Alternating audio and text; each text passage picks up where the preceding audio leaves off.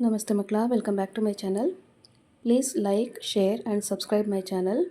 ಮಕ್ಕಳ, ಇವತ್ತು ನಾವು 7ನೇ ತರಗತಿ ಕನ್ನಡದಲ್ಲಿ ಬಸವಣ್ಣನವರ ಜೀವನ ದರ್ಶನ ಪೂರಕ ಪಾಠದಲ್ಲಿರುವಂತಹ ಗದ್ಯ ಭಾಗ ಆಗಿದೆ ಇದು. ಫಸ್ಟ್ ರೀಡಿಂಗ್ ನೋಡಿ. ಈ ಕೆಳಗೆ ಕೊಟ್ಟಿರುವ ಪ್ರಶ್ನೆಗಳಿಗೆ ಒಂದು ವಾಕ್ಯದಲ್ಲಿ ಉತ್ತರಿಸಿ. ಪ್ರಶ್ನೆ 1. ಬಸವಣ್ಣನವರ ತಂದೆ ತಾಯಿಯವರ ಹೆಸರೇನು? ಉತ್ತರ: ತಂದೆ ಮಾದಿರಾಜ ಹಾಗೂ ತಾಯಿ ಮಾದಾಂಬೆ. ಪ್ರಶ್ನೆ 2. ಬಸವಣ್ಣನವರು ಬಾಗೇವಾಡಿಯನ್ನು ಬಿಟ್ಟು ಎಲ್ಲಿಗೆ ಹೋದರು? ಉತ್ತರ: ಬಸವಣ್ಣನವರು ಬಾಗೇವಾಡಿಯನ್ನು ಬಿಟ್ಟು ಕೂಡಲ ಸಂಗಮಕ್ಕೆ ಹೋದರು.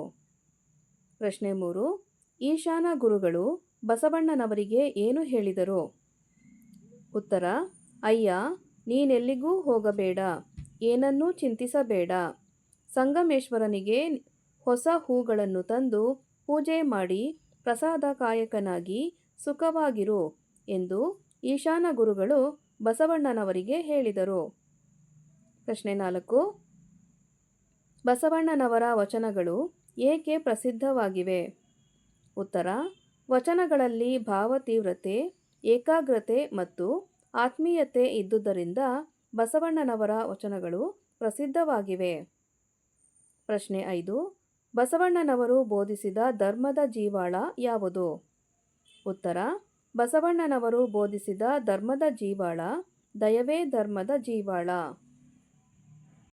ಮಕ್ಕಳ, ಇಲ್ಲಿಗೆ 7ನೇ ತರಗತಿಯ ಕನ್ನಡದಲ್ಲಿ ಬಸವಣ್ಣನವರ ಜೀವನ ದರ್ಶನ ಪೂರಕ ಪಾಠದಲ್ಲಿರುವಂತಹ ಗದ್ಯ ಭಾಗದ ಎಲ್ಲ ಅಭ್ಯಾಸ ಪ್ರಶ್ನೋತ್ತರಗಳು ಮುಕ್ತಾಯಗೊಂಡಿವೆ. ಮಕ್ಕಳ, ಈ ಒಂದು ವಿಡಿಯೋ ನಿಮಗೆ ಇಷ್ಟ ಆದಲ್ಲಿ ದಯವಿಟ್ಟು ನಮ್ಮ ಚಾನಲ್ನ ಲೈಕ್ ಮಾಡಿ, ಶೇರ್ ಮಾಡಿ, ಸಬ್ಸ್ಕ್ರೈಬ್ ಮಾಡಿಕೊಂಡು ನಾವು ಹಾಕುವಂಥ ಎಲ್ಲ ವಿಡಿಯೋನ ನೋಡ್ತಾ ನಮ್ಮನ್ನು ಎನ್ಕರೇಜ್ ಮಾಡ್ತಾ ಹೋಗಿ ಮಕ್ಕಳ. Thank you for watching. Bye bye.